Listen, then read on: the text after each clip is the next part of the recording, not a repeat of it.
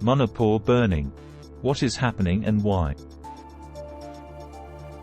Ethnic violence has plunged the small Indian state of Manipur into what many have dubbed a state of civil war as the two largest groups, the majority Meitei and minority Kuki, battle over land and influence.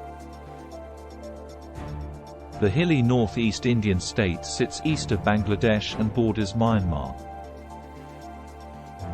It is home to an estimated 3.3 million people.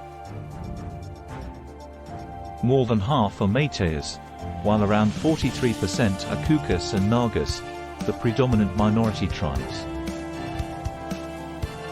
At least 130 people have been killed and 400 wounded in violence that began in May. More than 60,000 have been forced from their homes as the army, paramilitary forces and police struggle to quell violence. Police armories have been looted, hundreds of churches and more than a dozen temples ruined, and villages destroyed. Tensions boiled over when Kukis began protesting against demands from the Meiteis to be given official tribal status, which the Kukis argued would strengthen their already strong influence on government and society, allowing them to buy land or settle in predominantly Kuki areas. But there are myriad underlying reasons.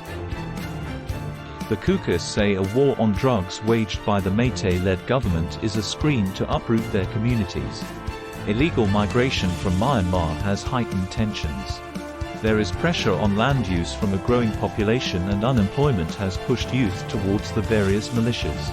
Meitei, Kuki and Naga militias have for decades fought one another over conflicting homeland demands and religious differences, and all sides have clashed with India's security forces. The latest flare-up, however, is almost entirely between the Meitei and the Kuki. The Meitei have roots in Manipur, Myanmar and surrounding areas. The vast majority are Hindu, although some follow the Sanamahi religion. The Kukis, mostly Christian, have spread across the northeast of India, and many of those in Manipur can trace their roots back to Myanmar too. Meiteis mostly live in the Impel Valley, while the Kukis live in the surrounding hills and beyond. According to local media, the attack in May came after fake reports a Meitei woman had been raped by Kuki militiamen. This unleashed a new, deadly cycle of reprisal violence on Kuki tribal women allegedly by Meitei mobs.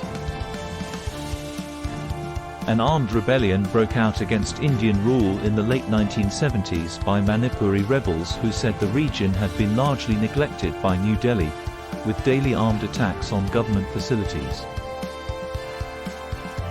About 20 armed groups were active in Manipur during the peak of the rebellion, with more than 10,000 people losing their lives in the 2 decades to 2010.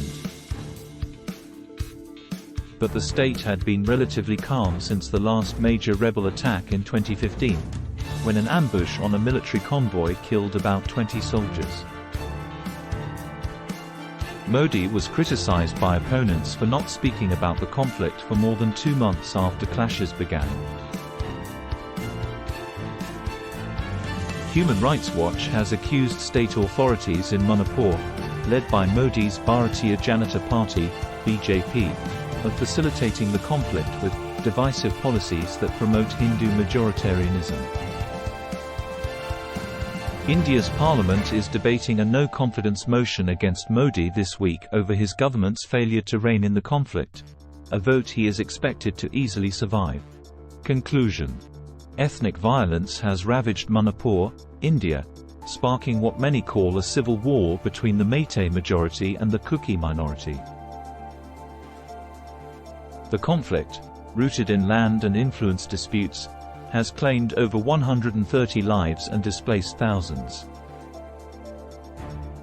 Tensions escalated when Meiteis sought official tribal status, alarming Kukis fearing further marginalization.